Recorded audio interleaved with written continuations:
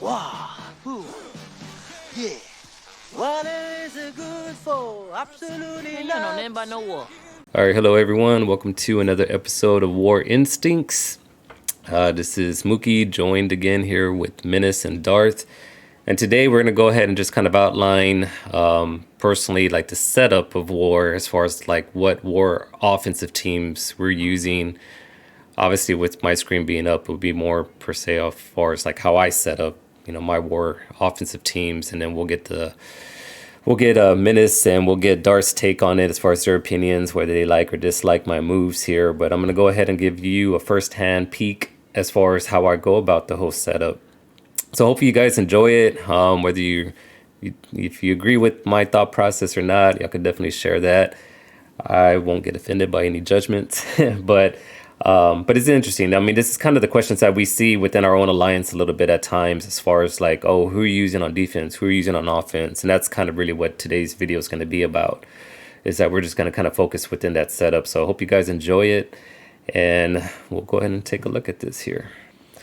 So currently, I guess I'm going to I'll ask you, Menace, when you think about like your war offense, how many do you try to have overall? Like, do you try to have 10, 12? Like, what's the max number of teams that you're trying to have saved as part of your squad?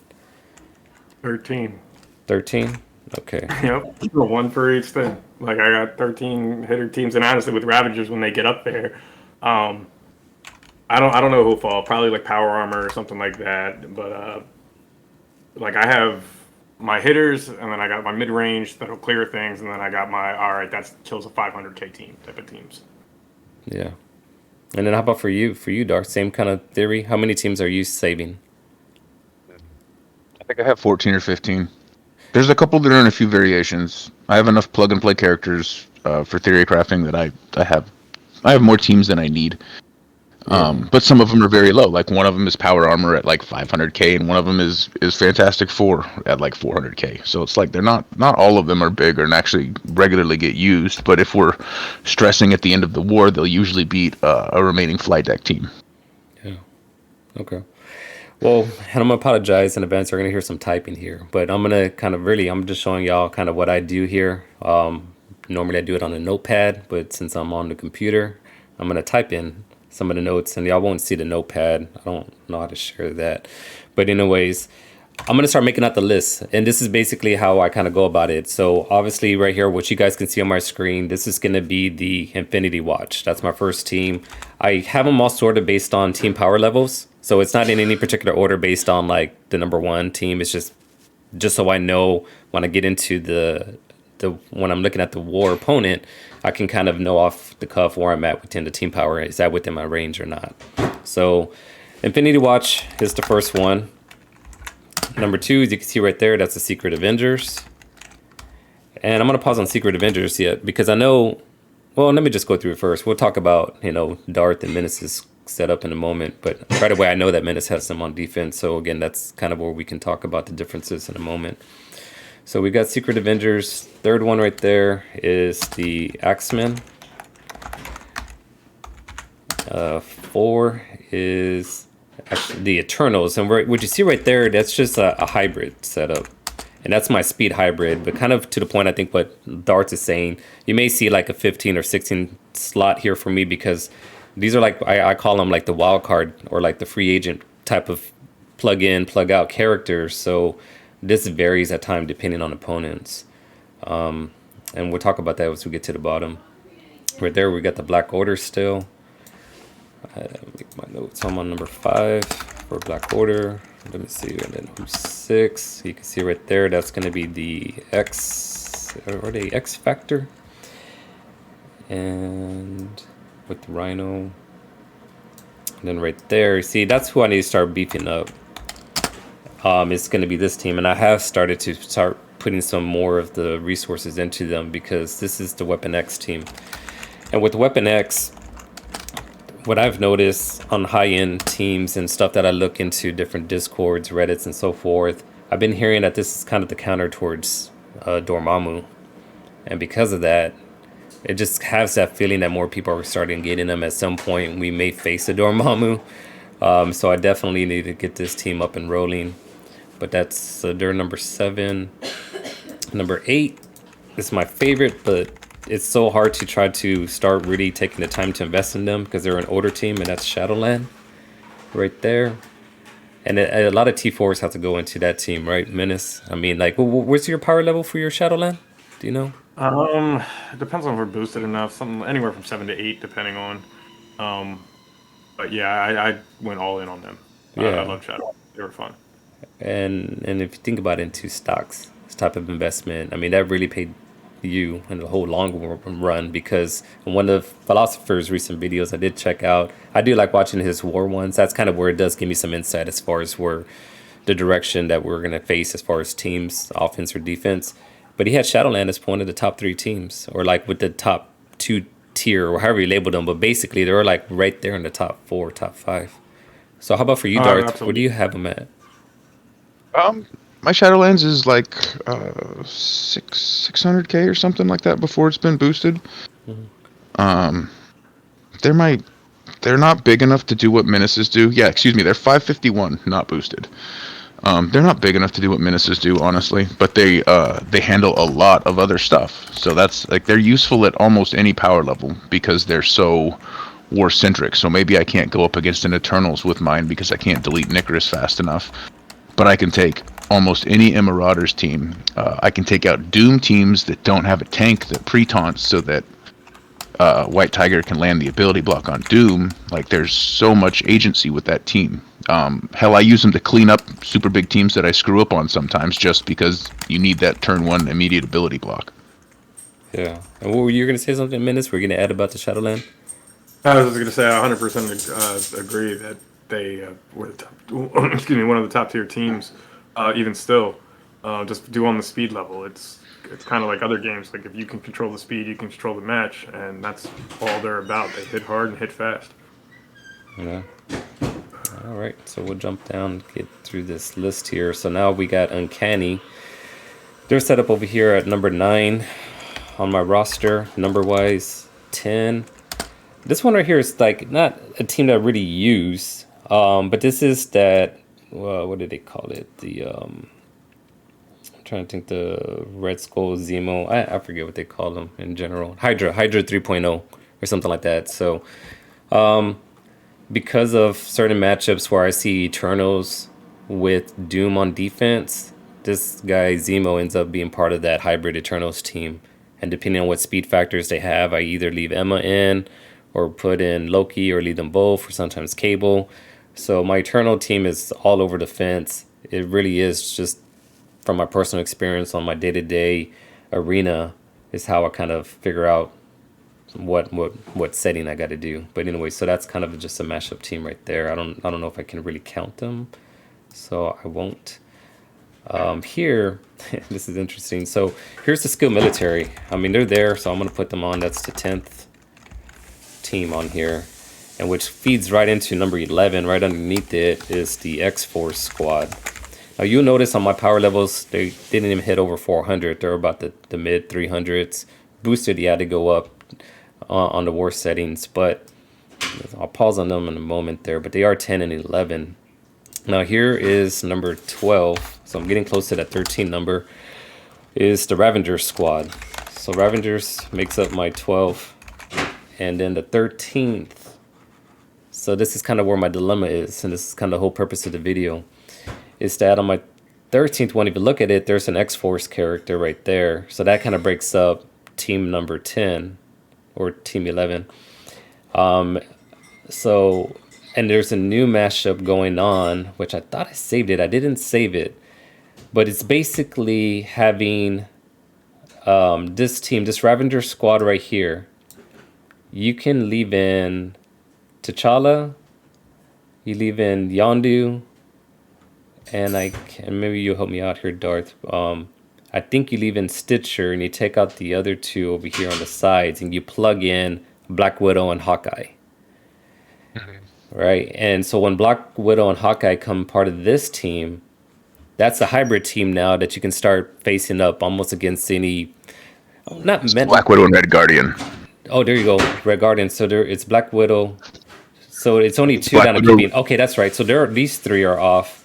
It's Red Yeah. Guardian. It's going to be the new taunt, and then you have Black Widow and Hawkeye over here, and it's a very interesting squad.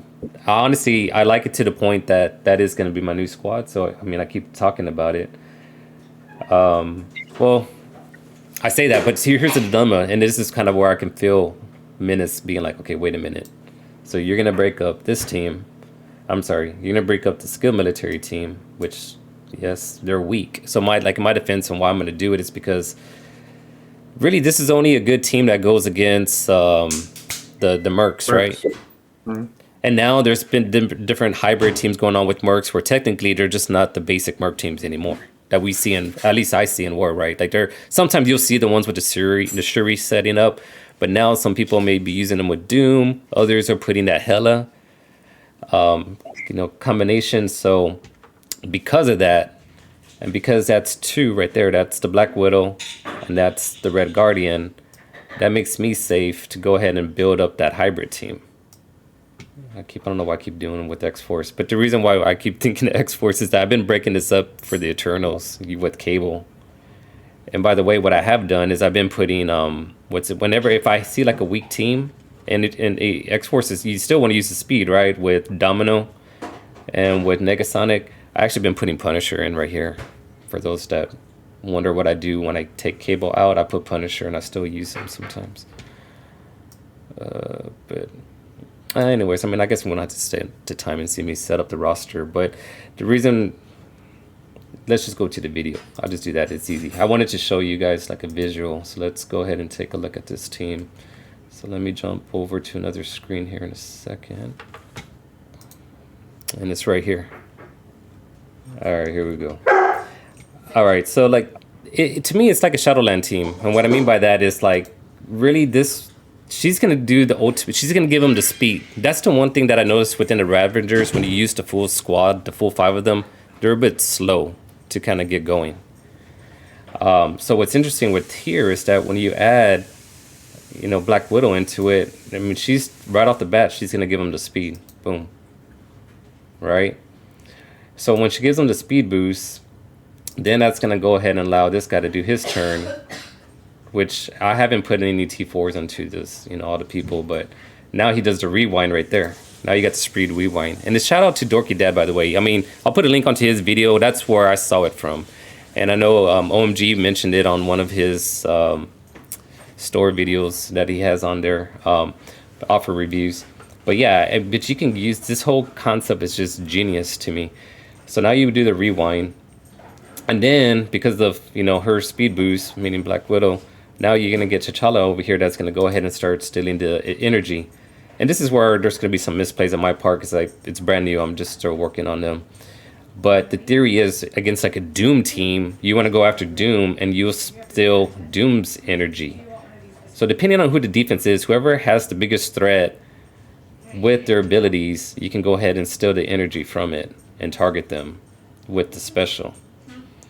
And then the next thing he come up, and what's cool about Yondu is that he brings in, and I think it's up to 2. I only got 1 clone that came up, but he can get like a Stitcher up and obviously a Bruiser right there for power. And look, they're already just, I don't even know if they've taken a turn yet. I didn't pay attention.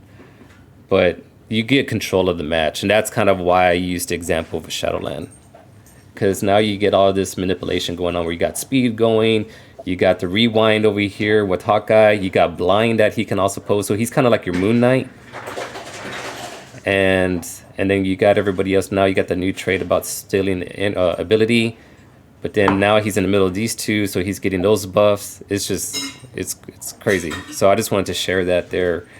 Definitely take a look at it, practice on it, if you want to. But if you're in a situation, I highlight this because, again, personally, I didn't have a strong skill military squad, and it was easy for me to go ahead and break that up, and I didn't have Hawkeye anywhere. I don't even think I had him on defense, so it was easy. It was an easy move, so that became one of my teams now that I'm going to start creating.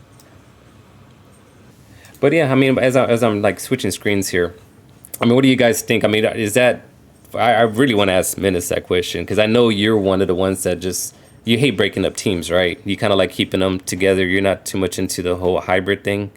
Or am I wrong? No, On there's definitely something to be said about a hybrid team and doing what works. Quite honestly, I just find the teams that are together, I know what they're going to do, and therefore it's a little bit more reliant to use them.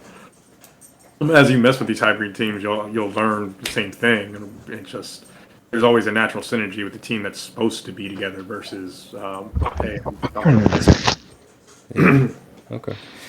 So over here, here's my defensive setup. So y'all saw the offensive lineup. Now it kind of becomes a question like the leftover teams, and we'll kind of go through it quickly. I mean, here's Menace's favorite defensive team right now that he's working on. It's the Fantastic Four with She-Hulk. And then here's the Mercs over here that I have with the Ultimus. And then scrolling, I mean, like these are kind of like the standard defenses in my opinion. When we get a little bit further, like I'm kind of slowing down a little bit because like here's the Web Warriors. So I just want to ask you: are you guys using the Web Warriors on offense or defense? put mine on defense. You got yours on defense too, and what about you, Darth? Yeah, they're on defense. Okay. So that's kind of like where I want to start getting you guys more involved with as far as with these new release teams coming out. So I have them on defense too right now. As you saw, I kind of have a whole theory set up already within my more offense. So then it leads into the Uncanny. I didn't talk about them when I had them up on my profile, but the Uncanny team with Magic coming out, Darth, where are you placing that team? Are you using them for offense or defense? I used them for defense, and I kind of broke the team. I took out Phoenix, and I put Magic in Phoenix's place on that same team. It's still going to be tough because with Magic's not just going to die because Colossus is there, and then she's going to go off and give Storm 10 charges, and then Storm's going to do something. So if you don't prepare for that, it's not going to be the best. Yeah. And how about for you, Menace? I'm sorry, what was the question? I apologize. No, it's about the Uncanny. The Magic with her coming out. Do you use her on defense or offense? I still use XMen on offense, and honestly, with Magic, they can do a lot. Black Orders and a whole bunch of other things they didn't used to be able to do. So Yeah. it's one of my favorite teams. Yeah, and that's kind of the same reason why I have them on offense too, because I noticed that they do some pretty good counters there, which I think I had a video, but we'll do that the next time. I'll start sharing some of those videos with Uncanny. Now, the other new team that kind of came out here that I wanted to ask you guys about was, the Ravagers. I mean, we're talking about them. They're more offense, and just to double check with you guys, so that's the offense for you, Darth. Yeah. And then for you, Menace, is either all Ravagers offense? Yeah, they will be. Yeah. Okay. And then the other one is about the Eternals. And I know we're talking about Chavez, right? During the first video about how she's coming out there. I don't have them here set up on defense. But I know that we have been seeing them a lot of times on the defensive setup. So that has me thinking a little bit. It's like, should I be putting my Eternals here? If so, I'm losing a lot out on offense. So personally, I'm going to keep them on offense. But for you, Darth, I mean, what are you going to do with Chavez when she comes out? Are you going to put her with the Eternals?